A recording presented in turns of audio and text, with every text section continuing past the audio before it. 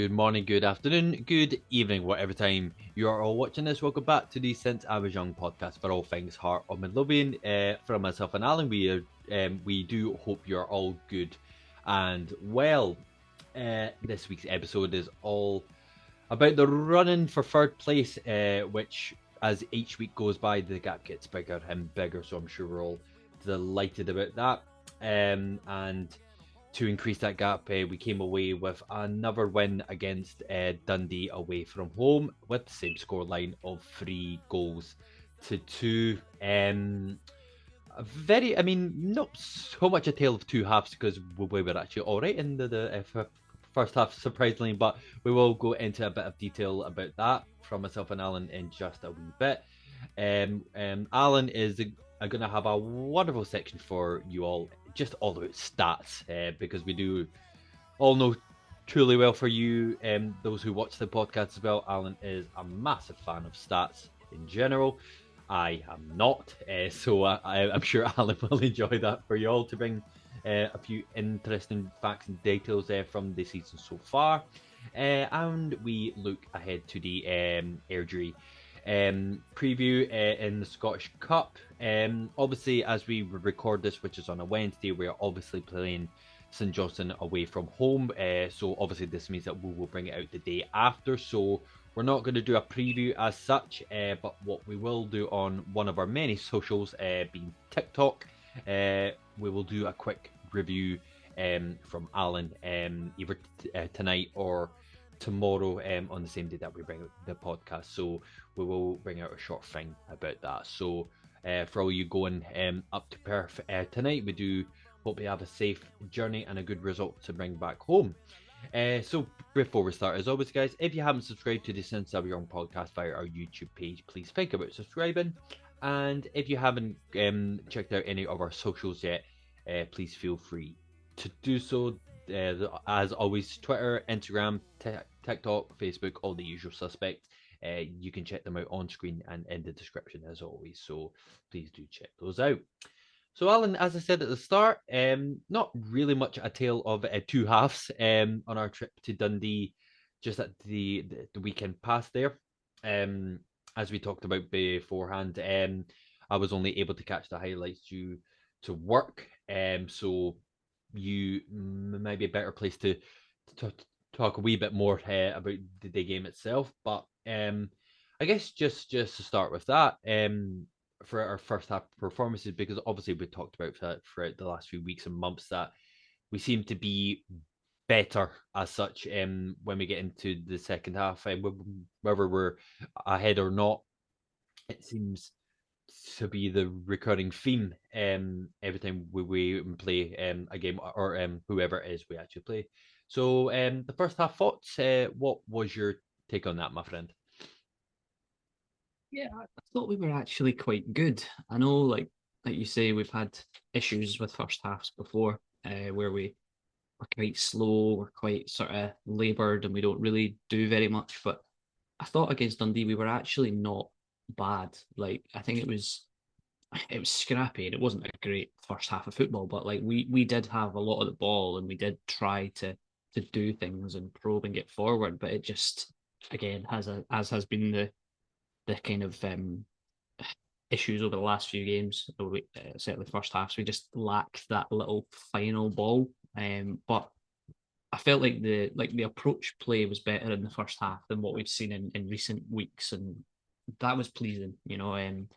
As we always say about these sorts of games, you want to start quickly, you want to be on the front foot, and we didn't quite do that, but we were certainly a lot more. There was more purpose to us in the first half against Dundee, and I think that was a very encouraging sign. Again, he stuck with a back four again. 4-2-3-1 was the situation, the formation rather. And yeah, like it gave us a bit of balance. It helped. We we were sorry, just bear with me a second. I'm just wanting to make sure I don't make myself look silly by getting it wrong. Yeah, we had Toby Sibic came into the back four for his first start for a very long time, due to I think it was Kingsley illness. I think Halkett was ill the week previous, I believe. and Kingsley this week, or in the game previous, it was Halkett and now it's Kingsley. So I think they said there was something spreading or there was something going around. Maybe Shankland, obviously, when he was ill for the Spartans game, maybe it goes back to that. But yeah, so Sibic came into the back four, and I was a wee bit, I wasn't sure about it, but I mean, I was happy to see him.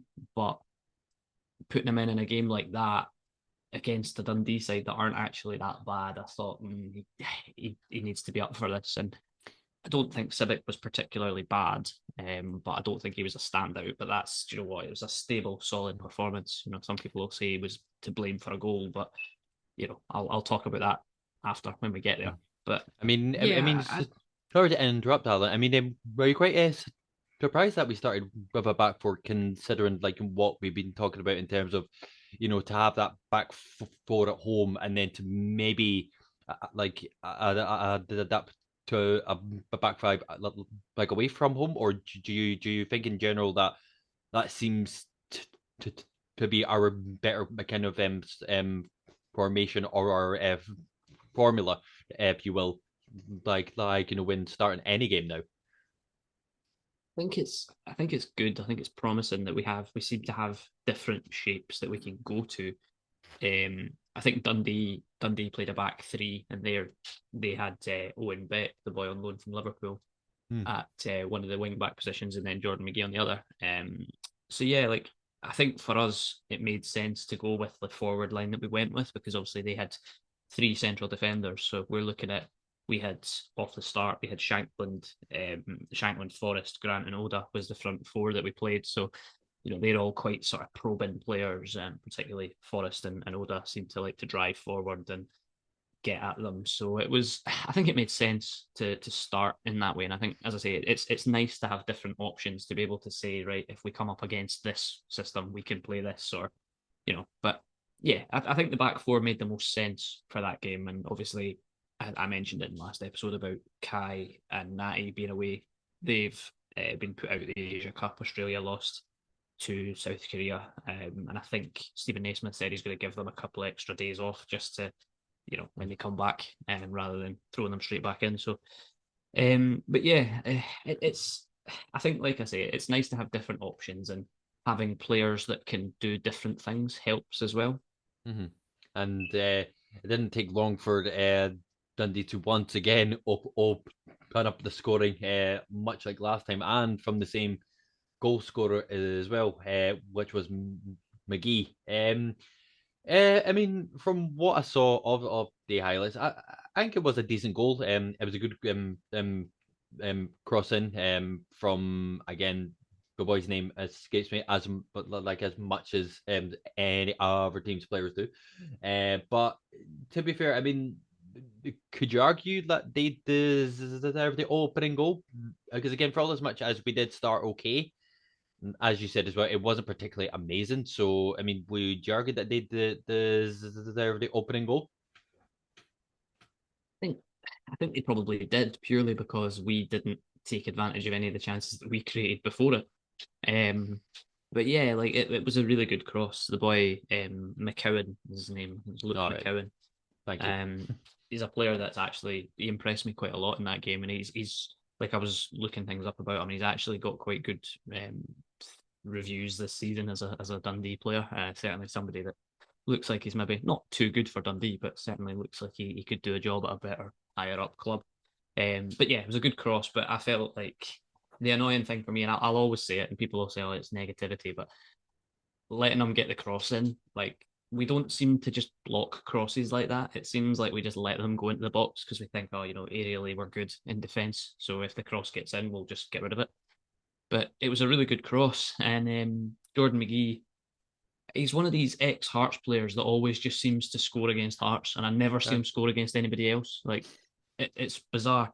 But it was a good header, to be fair. Diving header. I don't know. I watched it a few times, and I don't know if Xander Clark can maybe do better with it. I don't know. Like I don't know what you think, but it's one of those. I think there's enough power on it that it kind of goes right by him before he really knows what to do.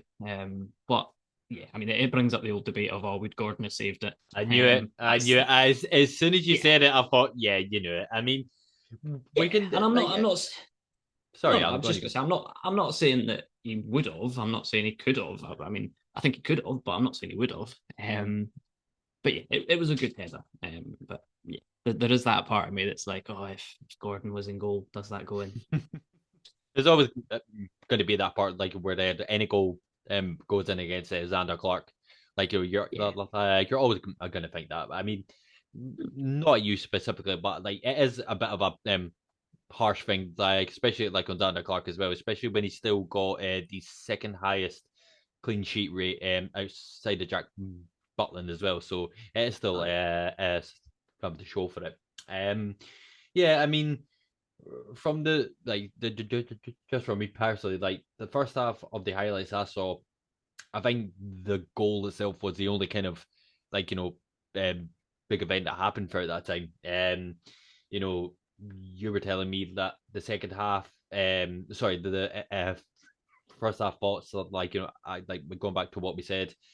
It's nice to hear that we did start a wee bit better. Like we did have a bit of tempo in terms of the first half. I'm pretty sure Naismith said like in his post match as well that like we were a lot more like clinical in the final third as well to actually get the ball into those positions like as well. So again, I guess if he thinks it's going that like sort of slightly better, then it's a positive to actually take. So going into the second half as well, man on form at the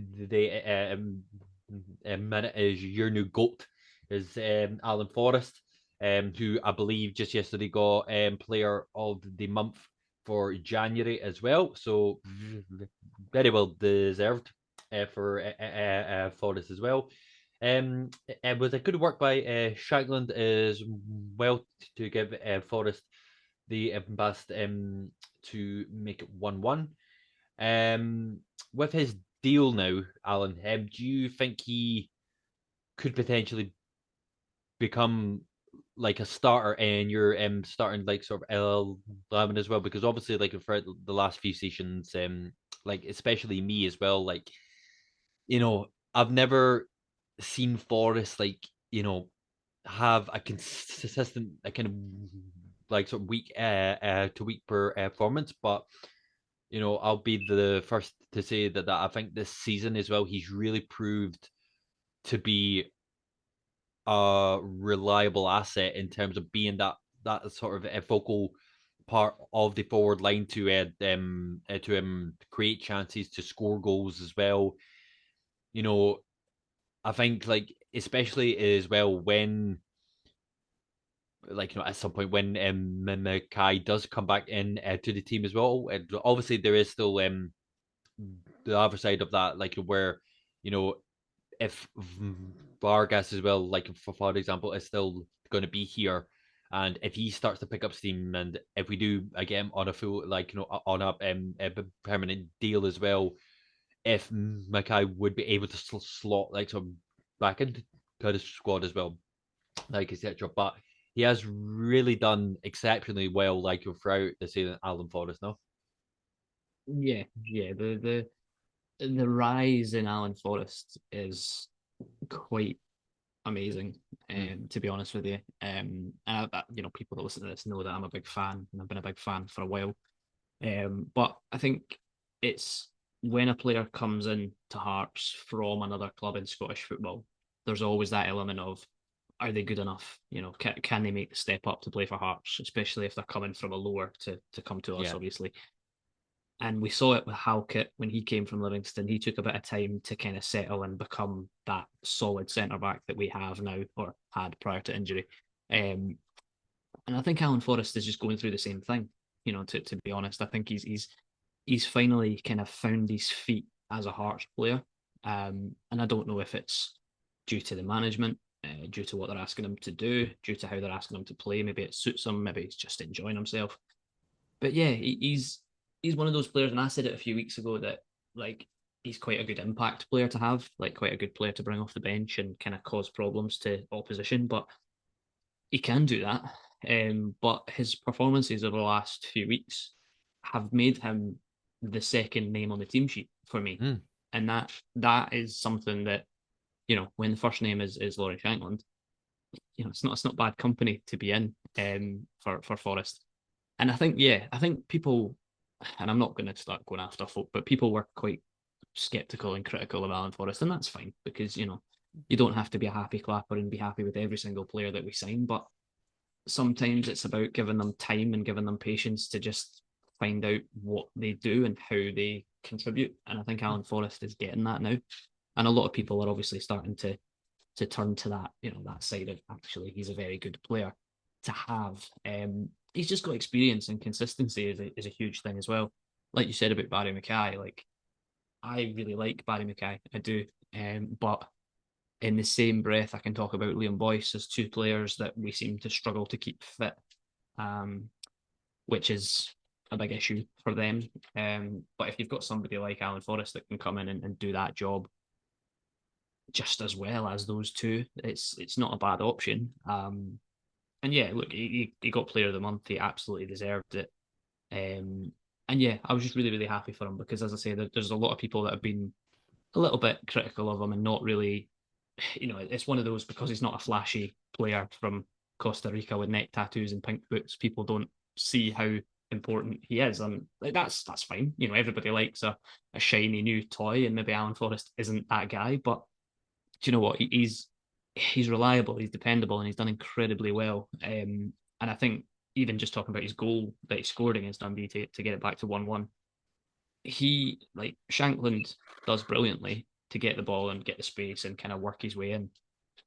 And for any player to take the ball off the feet of Lauren Shankland, I'm thinking, what are you doing? Like, No. this is our like top goal scorer. Just let him shoot. Just let him shoot.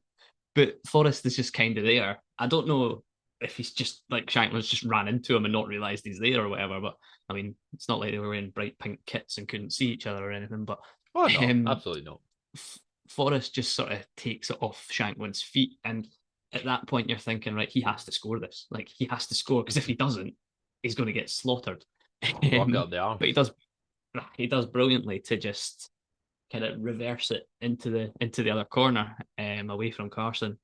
And yeah, like we say, it was for all of our sort of huffing and puffing in the first half, that inside the first 10 minutes of the second half to get that goal kind of brought that sort of belief back again. Like we've seen it in recent weeks, and in fact, even when we played Dundee at Tynecastle to come back and win, it's that same scenario, and it's almost like, right, we've got one now, right? Let's see what we can do here. Like this game's open again, and it's like I wanted to talk about it later on, but I might as well just talk about it now. It's the mentality of the squad to just be like, right, we're not done. Like this game is still very much there, and it's really really nice to see that because I don't really remember that from a Hearts team for a long time anyway. But yeah, no, to kind of sum that point up, I'm just delighted for Alan Forrest. Yeah, listen, he's my goat, Forestinho for the win. And yeah, like when he won his Player of the Month award, I felt like a proud dad. Good for you, sir. Sorry, there was a bit of a weird silence there. Just like, what do you want me All to say right. to that? Minute silence for Alan Minute Forrest silence haters. for the bonus Minute team. silence for the minute silence for the haters. Absolutely, sir. Not a problem. But then it didn't take too long for that belief to be taken away again. It Yep. was a very well worked goal for the second Dundee goal. Lyle Cabinet, I believe it. Like there was a news the article at some point at the start of the season. I believe that we were apparently looking at him at some point. I don't know if like again like being it from the Sun or the Daily Record, like how much of it like that was actually true, but um he did quite well like the build up as well. That like you were saying that their striker Bakayoko was quite a handful all day, and yeah, no, like it was like a decent finish by them. The only like kind of thing that I was a bit annoyed about, and I'm like I like once again like we talked about it like as well. Um, for all as much as Dexter has had a good start, like since he came here. he was caught out a wee bit, which then resulted in this Pivot having to deal with two strikers to deal with, So I guess I guess still quite young as well, Dexter, but Yeah, hopefully it's something he can learn from, for future games as well. yeah. I think it's one of those like I think you were what you said about like Cameron. Like I do remember us being. I remember seeing the story about us being linked with him. He was another one that impressed me. I have to say Dundee had a few players that I was actually very impressed with, which kind of makes me feel a bit awkward to say that because I don't really like Dundee all that much. But some of their players are actually very interesting. But yeah, the goal it was Oda that lost the ball in their final third. I thought Oda had a bit of an off day to be honest, but it was because that again Owen Beck was brilliant against them. But yeah, Oda lost the ball high up, and then Dexter doesn't recover it. Um, but again, like I said about the shiny new toy thing, I saw lots of criticism for Toby Sibic in that goal, and not a lot for Dexter. And I'm thinking that's just because he's new. Um, and people like to blame someone, and I'm not blaming any individual. I don't think we were very good defensively for the goal at all. I don't. Oda shouldn't have lost it. Dexter should have recovered it, and Toby Sibic just makes the wrong choice. He either goes with a runner or he sticks with the guy that has the shot. Cameron.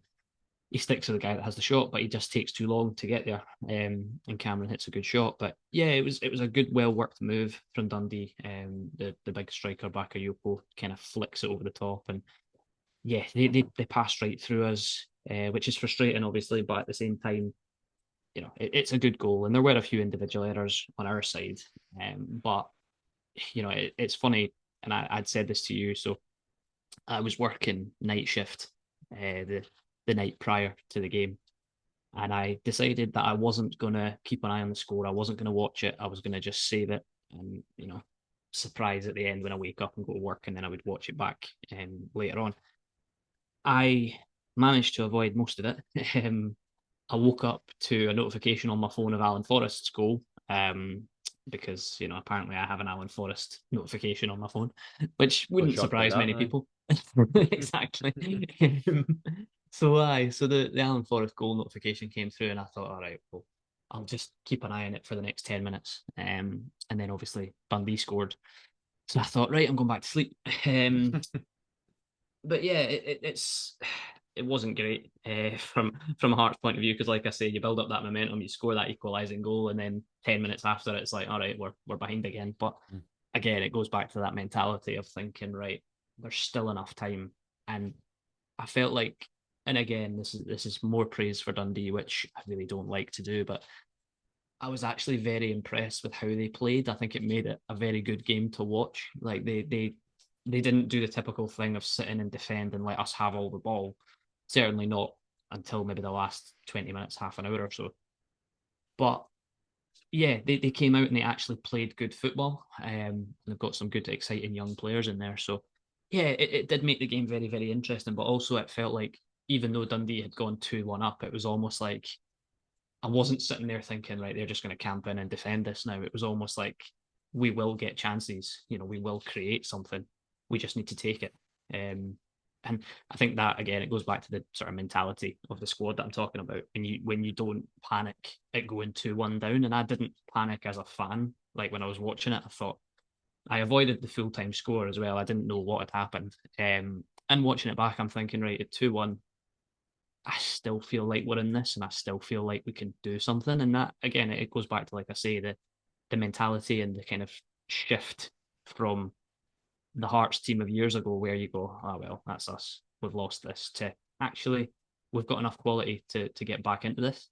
Absolutely. I mean, as you said before, it's the first time in a while that you know this Hearts team actually seems quite decent. Like in the sense that even when Yeah. we came back up from the championship with the Robbie 21-22 season, if I'm right in saying, Mhm. like we still had those games, like as you actually said, when we were going to places like Dundee, County, etc. There would always be those those silly losses, as you just said, where like if we go a goal or two down, you just automatically think, all right, well, like that's it done. But there seems to be a bit of a like what word would be best here? Like a unity almost. Like everybody knows Yeah, everybody what they're good at, what this and what that, and obviously like you will. I talk a bit about it in the stats as well, but like the fourth consecutive away win since 2011, like 4 games, like great. it's not all that much, but you think about that and you think like that shouldn't be a stat like as such, you know what I No, mean? So yeah, in regards to that, I think it's fantastic. But obviously, again, it wasn't long before that belief came roaring back again. Um, Shankland back on the penalties as well. It's quite a wee bit of a head scratcher that, but I'd like to talk a bit about the penalty itself because we obviously tried to to be as biased as possible on this podcast, Alan. But just speaking about it from a neutral point of view, personally, I generally think it was a bit harsh. Like because we talk about no, you talk about yeah, you know if it was accidental or not, like you don't really take that into account. Like you're taking like from when we got the penalty against Dundee last, it was what like 4 5 yards away. Like and yeah, he does try to get his hand away, but it did strike it. So like goes without saying that is a penalty. But you know, watching it this time round, he was only about a yard or two like away, and yeah.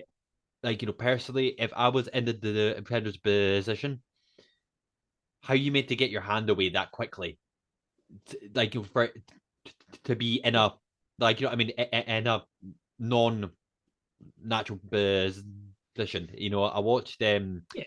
I gave for the life of me. I should actually do some research after 3 seasons of this podcast, but the Dundee manager, like obviously he's going to be angry because like like he was going on about like and does it have to get to a point where you have to chop like players' arms off for it not to be a penalty? But well, like I mean, would you kind of agree with that, or would you like when actually what did you think it just was a stone wall, or did you actually think it was slightly harsh? Think it's one of those like you can look at it from a pre and post VAR world, Mm, but the ref didn't even need VAR for it. yeah, On this occasion, he didn't even use it. He was very certain that it was a handball, and I mean that the ball hits his hand. There's no yeah, denying that. But I'm with you in the sense of how accidental was it. Um, he's turning away because you see defenders do that quite often. They turn to the side and his arm's just there. Um, and yeah, look, it's. I think the only thing that kind of makes me say yeah, it was a penalty is the fact that the shot was on target and it yeah. takes a big deflection. And I'm not saying that the Dundee player's hand stops it from being a goal, but it certainly stops it from testing the goalkeeper more than it Mhm. maybe would have if he doesn't touch it. Um, but yeah, like again, I feel like I talk about these sorts of things every week, but consistency is what you're after in these situations. And we've seen handballs like that not given, and we've seen handballs given for penalties like that. So, Mm. if I was Tony Doherty, the Dundee manager, Thank you. for your This notes is there. this is why we have you on this podcast, Alan. If I was him, I would be as raging as he was. They've given away quite a few penalties in the last few games. I think it's 5 in their last 4. I think maybe or 4 in the last 5. Can't quite remember off the top of my head, but yeah, it's consistency is the thing that you look for in these situations, and it may well have been accidental, but there is contact with the hand. So for me, it's a penalty on those rules of the rules Yeah. of the game alone. That's what you would say. But it's the same old story. If it was in our box, I'd be raging and saying it's Oh not a yeah. penalty. So 100%. you know, hundred you percent. have you have certain biases on that.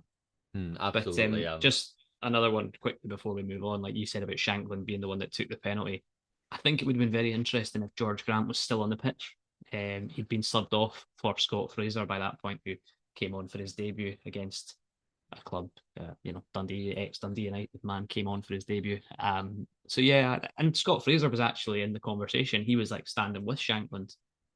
So there's obviously maybe a bit of thought about that as well. But yeah, it would have been interesting if George Grant was still on the park. Who would have taken it? I don't know who would have taken it, but again, it's like I said last week, it's nice to have different options that can take penalties. And Shankland did his very best to almost miss. Yeah, by a wasn't ball wasn't here. a great penalty. Yeah, it Mm. wasn't a great penalty. Carson gets a hand on it, but he just can't keep it out.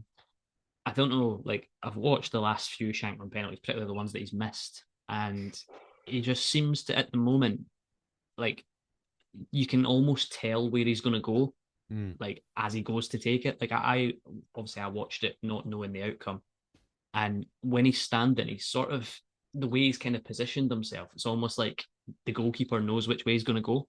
Mm. But he puts enough on it that it goes in, so it doesn't matter. And happy for him to break that sort of penalty issue because Jinx, missing three in exactly. a row was missing three in a row was not great. Absolutely not, my But man. yeah, But yeah, like so. As we get into the final bit of the Dundee game, lo and behold, another winner. I guess a run of play as well. On the break. Uh, that's now 49 goals in 78 games for Lawrence Shankland. With once again a fantastic finish. To wrap up the game and take all 3 points back to Tynecastle. He surely got to be on that plane to Germany, no? Surely.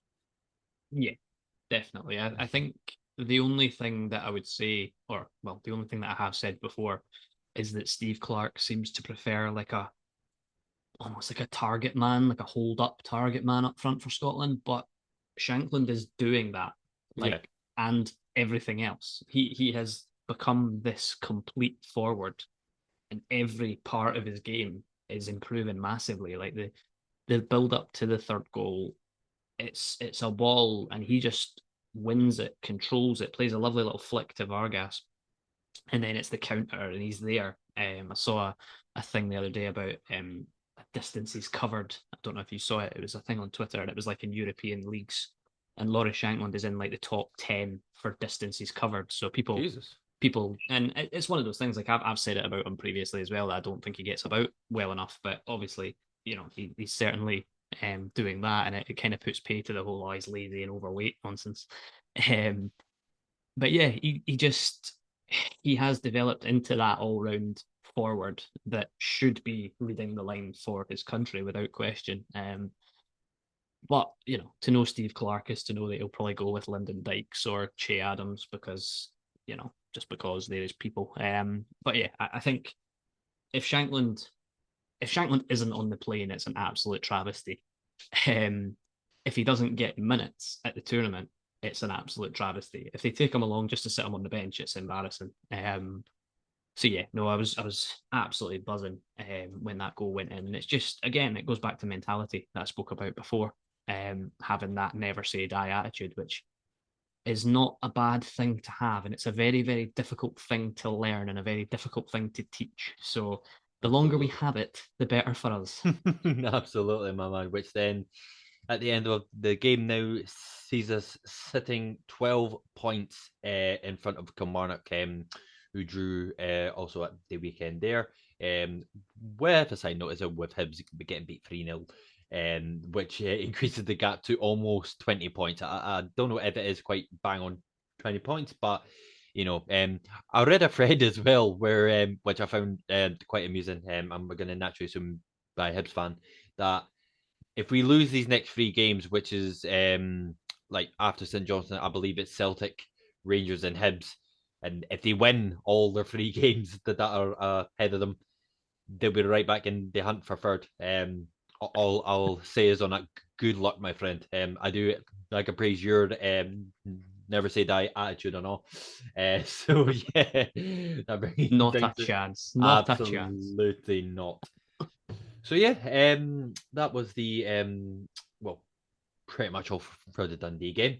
We're going to go into some stats and facts and headlines from this week. Alan buzzing out his tits for this section.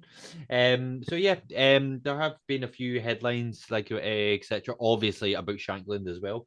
There was obviously as we said at the start, there was some interesting facts that came out of the weekend's game as well, which we're going to rattle off as well, and we're going to talk about a wee thread that's been gone about Twitter as well, and how many points will it take for third to be properly wrapped up? Not necessarily speaking it like about mathematically, like actually getting it, but like like for all we think as Hearts fans, just in general. So Alan, I'm going to stay quiet for the next however long. You want to rattle off some stats for us? So please, you have the dance floor, sir. Yeah, I mean, this is all obviously on the proviso of this was the stats after the Dundee game, not including St Johnstone, who we play tonight, because I'm not a fortune teller. I have no idea what the score is going to be, as much as I'd like to, or what the score was by the time you're listening to this. So yeah, after the Dundee game, it made us 9 games unbeaten, 8 wins from the previous 9, which is just remarkable. 4 away wins, like you said, for the first time since 2011, which is a mental statistic to even think about. But it just shows how poor our away form's been, that it's taken us that length of time to knock up 4 away wins in a row. The other thing, what was I going to say? I had it right in front of me and I've lost it. I'm looking very amateur now. Welcome to my world. Right. So yeah, so we are. So I was looking at this last night, and last season, we finished with 17 wins, or rather, not last season, the 2021-2022 season when we strolled to third place. We finished that season with 17 wins. We are currently 1 win away from that. And it may well be that we've got it against St Johnstone, hopefully. Again, proviso that might happen. And yeah, look, it just shows the quality that we've got, and it shows where what we've done this season, and the huge improvement in the away form is obviously a big part of that. In terms of league tables, like you were just talking there about how many points it'll take for us to get into that third place and kind of have it as nailed as we would like to have it.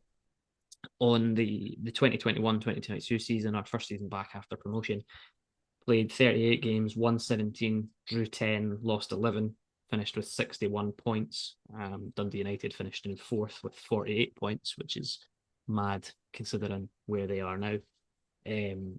So that, 60 tends to be the sort of margin that you maybe need to get to that.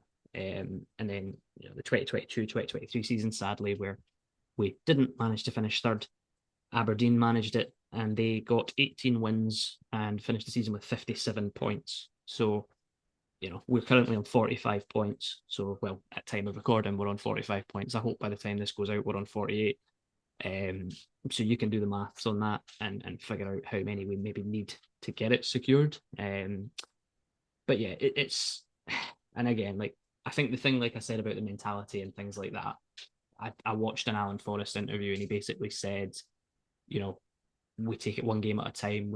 There's no let off. We can't be thinking that it's done, because maybe that's what happened last season. Maybe there was an element of, we're 10 points ahead, that's it now, and we can't afford for that to happen. And I don't think, certainly looking at Stephen Naismith and the way that he acts and the things that he says, Stephen Naismith will not allow for this team to be complacent. I don't think. I think he has very high demands on this team, and it shows. And it's obviously that's a big part of why we are where we are. But yeah, it's very, very interesting. And I don't know about you, like in terms of stats, I'm going to wrap it up there because we'll move on to the next thing. But like I said, 60 points tends to be the kind of threshold that we're looking at for that third place. And I certainly think that's achievable. Like we do have a difficult run coming up where we play, like you said, it Celtic, Rangers, and Hibs kind of back to back with each other, or Rangers, then Hibs, then Celtic. I think it is because we've got Airdrie in the cup, and then Motherwell at home, and then it's those three after that. Rangers at Ibrox, and then both Hibs, Celtic at Tynecastle. So it'll be interesting to see how many points we get out of the next 4 or 5 games, even including tonight in there as well. Because I know we're not going to speak too much on it because obviously it's pointless to talk about it because it'll be over this time tomorrow.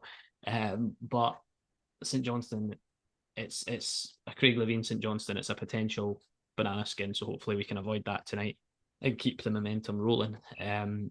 Because I think that's a huge thing, and I've said this before on episodes that we've done, that the team that finishes third is usually the team that can put a consistent run of wins together, because it's very, very difficult for other teams to match that. I'm sure I've mentioned it before, the season that we came up from the championship, we started that season, mind we got like 10 or 11 games in a row that we either won or drew, like we didn't lose. Yeah. And that run was the foundation to then take that season and make us third place. Obviously Celtic and Rangers caught up and over too, of course they did, but we already had the foundations in place for third place to be there. And I think, now we have that, but it's at this later stage in the season, which is making me not overconfident, because as a Hearts fan, you can never be overconfident of anything. But I feel a lot more relaxed about this team, in the sense of the way they're all speaking, and they're all saying there's no let up, you know, there's no drop off. We can't afford there to be. Nothing's done until it's done, and it's just refreshing to hear that. And I don't know, like I'd said it before, there's a lot of our squad players that are kind of in their prime in terms of their age range as well. Like Shankland is banging goals in. He's in his prime right now. I don't think you can deny that. Alan Forrest as well, another one that's doing incredibly well. Frankie Kent. That there's guys through the sort of spine of the team. I would put Benny in there, but he's kind of been hot and cold. And the midfield in general has been a bit of a concern. But our sort of key players are all in that prime stage, I feel like, and I think that's massive as well.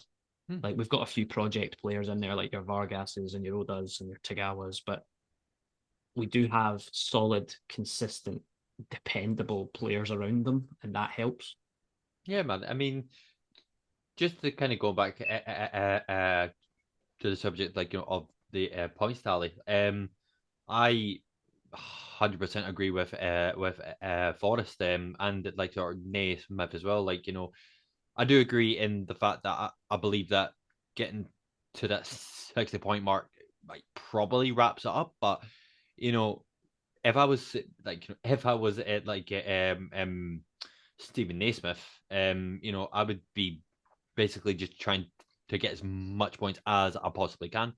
Like if you want to put up like an ad over like a achieving target, like 70 points, which is like doable. Like go for it. But, like I mean, because that season, I believe it. Like as you said, it was the 21-22 season where we had third place wrapped up before. Like I don't know if it's just before the split or the first game after the split, but we had it wrapped up. So yeah, like I don't think you need to particularly set a target on it. 60 will probably do it, but just like like it's a cliche, but like just win and take as many points as you can. I mean, Yeah. who knows? Like, I mean, just to go back to what you were saying there, I don't even know if Kilmarnock are playing tonight. Yes, they are. So they're up against Livingston at home. Like, well, meh. Like, but if Livingston can do us a massive favor, like to extend that to 14 points, well, then you think, well, like, is it pretty much done? Like you know what I mean? So there is all those existential circumstances as well. So, I mean, put it this way: if we get to March and we're still in that kind of 15 point gap, as you said, I'd feel really relaxed about it. And not to kind of jinx it, but if we manage to fuck up the most royal of fuck ups, it would be worse than Robbie's. Like, I'll say that right now. It would be worse than Robbie's. After starting to play so well, this run of games, away wins coming left, right, and centre. I mean, by the time we get to the Airdrie game, it could actually be 6 away games on the actual bounce, which would probably Yeah. take us back to 1918, like in terms of stats and all that. Like you know what I mean? Probably So not wrong. I know, man, exactly. Just to kind of wrap things up on the stats and facts and headlines this week. Um, you know, this is not to kind of speak out of him because like he's the CEO, so like I mean, he can like tend to say whatever he wants to say. But obviously, we've had Andrew McKinley come out again of the works to talk about yet again Shankland. Um, After the Dundee game as well, like Shankland was also questioned by by the BBC, of course, to try and create or stir some sort of story as to what was happening in terms of, you know, why haven't you signed? Are you actually liking enjoying your football? What's going on? But just to start off with Andrew McKinley, again talking about Shankland, I think we kind of just need to let that die down for a wee bit because, okay, he's not went to anywhere else in particular Rangers. Okay, cool. He's not well, I don't know if the term is like right, but he's not back our second offer. Okay. That is okay. Like, you know what I mean?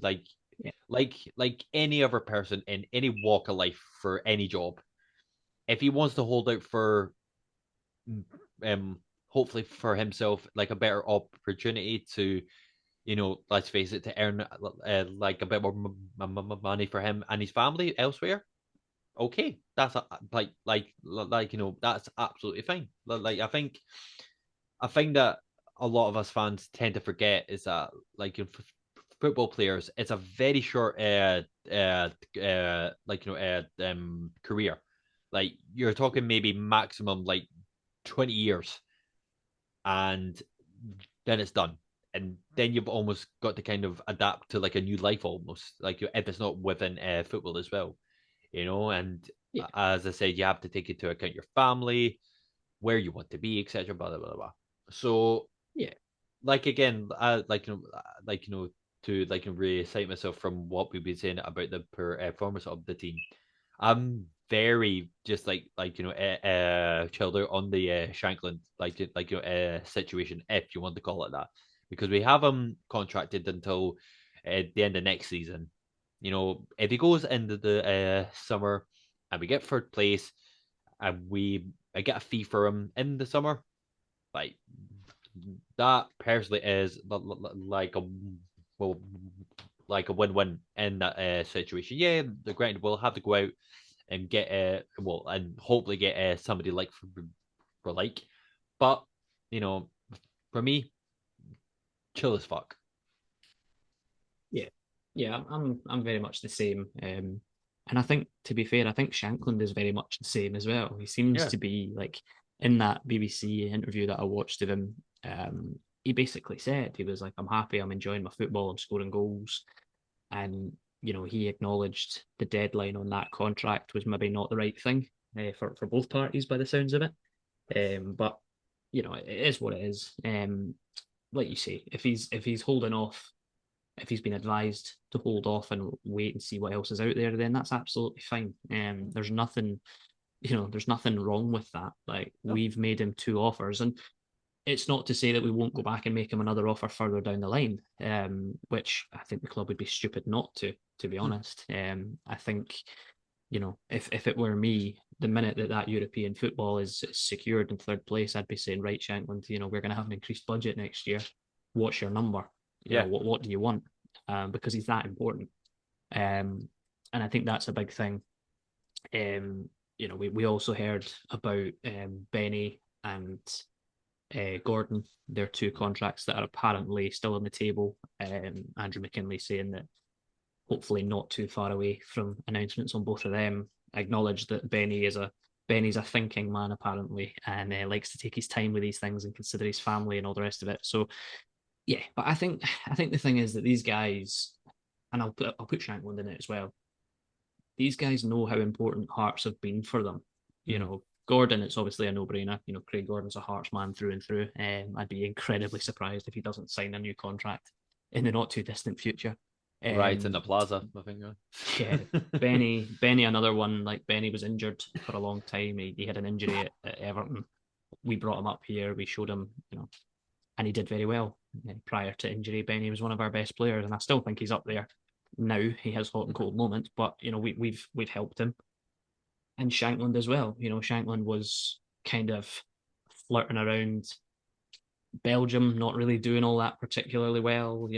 Not really doing all that much, to be quite honest, with his Belgian club. And then obviously we brought him back to Scotland, and he's in the form of his life. So, these players owe a lot to Hearts. So you would hope that that plays some thought in their thinking. But with Shankland, I'm kind of the same as you. I'm at that point where if he stays, it's brilliant. However long he stays for, we'll enjoy him while he's here. Because appreciate him, because not many like him with that sort of record come along all that often. On course to do 2 back-to-back 20+ goals in a season, which is ridiculous. It's ridiculous to even get one, never mind 2 seasons in a row. And another thing that I find quite refreshing is that 2 of the best strikers in the country currently don't play for Celtic or Rangers, in Shankland and Majowski. It's amazing. It's refreshing, to be honest. But yeah, like I said, I said it a couple of weeks ago when we were talking about Shankland. I don't worry. I worried about January slightly, but there was always that part of me that thought, nah, he's not leaving in January. So in the summer, what will be will be. If he goes for the Euros with Scotland and does well, that adds another few quid onto his price tag. So we can only benefit out of this. I know it sounds a bit odd to say that because we might end up losing our top goal scorer, but we at the club are still in a very, very strong position on this. And Andrew McKinley kind of made that quite clear. He was also full of praise for Stephen Naismith. Stopped short of saying that we welcome the chase. Thank fuck. I was waiting for that line to come out again. But yeah, he came out and basically said about Naismith that he was really happy that Naismith kind of rose above all the noise at the start of the season that was swirling around him. And to be fair, you and I made some noise about it. Oh yeah, of course we did. As did lots of Hearts supporters. Questioned the appointment and weren't really sure what direction it was going to go. Fast forward to now, and Naismith has made us all look rather silly, and I'm absolutely delighted about that. In the same way, I'm delighted that to be proven wrong about Shankland. I'll happily sit and eat humble pie when that comes to the case. Absolutely, my man. And that I think that's all of the stats and facts and headlines for this week. So we can look ahead to the final part of the podcast, which is Airdrie away in the 5th round of the Scottish Cup, with a place up for grabs in the quarterfinals. So yes, Alan, as I said, Airdrie could, if results go our way, could potentially be our 6th away win. But once again, you'd have to look back through the stats to find out when that last happened. But yeah, I wouldn't necessarily say not to get complacent, because obviously, we all know like about the horrors of the Airdrie game all those years ago. But I think when we talked about when the draw was made, it's not the best draw that we could have gotten, but it's certainly not the worst. You were telling me that Airdrie have actually been on a decent form. Their manager Reece McCabe got them back into the championship at first time of asking in the playoffs, which in itself is a great achievement. As a side note as well, speaking of I don't know if it is the championship or League One. Dick Campbell back in the fucking Scottish leagues as well for East 5. Honestly, I was delighted about that. I was delighted to see him back as well. Fucking, I would have him at Tynecastle. I would love to have him at Tynecastle any day of the fucking week. What a character, eh? Mate, quality. Scottish football right now. Sorry to cut you off there, just on a wee tangent, but Scottish football right now is just in peak years. We've got Derek Adams talking absolute nonsense every week.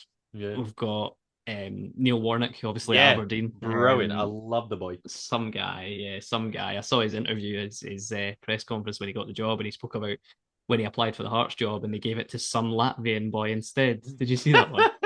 And he was fucking. like, they gave it to some Latvian and see how well he did. And I'm sitting there going, pretty sure that was Ivanauskas and he won the Aye, cup. So, you know, I it's mean, I don't, okay. but yeah, it's, as I say, Scottish football is absolute peak right now. And I'm very much here for Absolutely, it. absolutely, my But man. yeah, But that but Campbell, what a yeah. man. Get, Oh mate, fucking top boy, top boy. But yeah, your thoughts for the Airdrie the game. Do you think it'll be smooth sailing, or do you think that we will have a game on our hands and end up push to try and make the quarterfinals?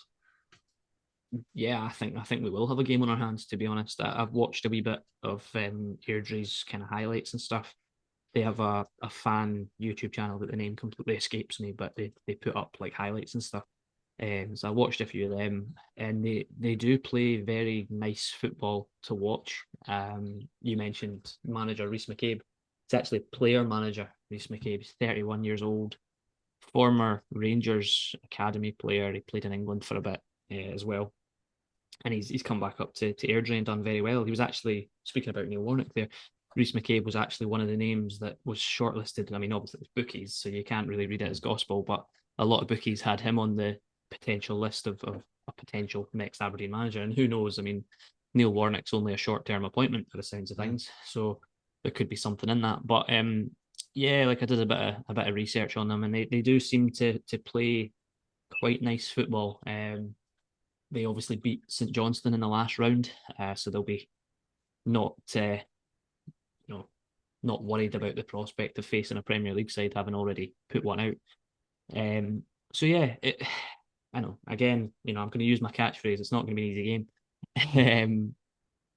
Plus, obviously, at their ground, it's an artificial surface as well. Wonderful. Which, yeah, I know.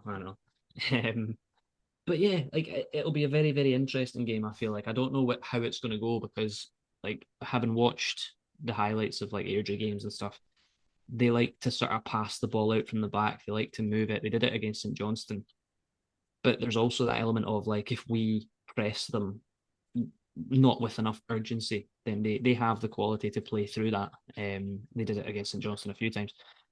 So we need to be aggressive. We need to be front foot. We need to be at them, and I think that'll knock them off their game, hopefully. And it's having the energy to do that. But yeah, they're not a bad side, Airdrie. Certainly not a bad side. Currently fifth in the championship on a good run of form, unbeaten in their last 5 games. They don't score a lot of goals though. Their last five, it's been like 1-0s. I think they won 2-0 against Wraith Rovers off the top of my head. But they've had a lot of 1-1s and 1-0s. So there's maybe elements of they don't score a lot of goals, but they also don't seem to concede a lot either. So yeah, it's one of those, like I said to you at the time of the draw, we could have got a worse draw, but we could have got an easier draw, and I Mm. still I still stand by that. Um, so we'll see. We'll see what happens. Hopefully, as I say, hopefully we'll be coming off the back of a win against St Johnston. I'm manifesting it You're for this right. evening, and hopefully we've got that momentum to just carry on rolling. So yeah, we'll see what happens. Just quickly before I kind of pass it back to you, I just did a little quick search there because I'd found a thread on Twitter that I thought was actually very useful about Airdrie, and if anybody's interested, they could go and have a look at it. It's at John Walker underscore 1986 on Twitter. He did a very good kind of analysis of Airdrie and their win against St Johnston and their kind of pros and cons, which is where I got a lot of my information from. So yeah, probably link it somewhere, and if you want to go and have Yeah. a read of that, have a read of that. But just another one quickly before I hand you it back. I was looking when we were talking about the points totals, and I know I'm kind of going back on myself. We play Kilmarnock on the 20th of March, so that could be a game that might be a game that seals it potentially if things keep going the way they're going.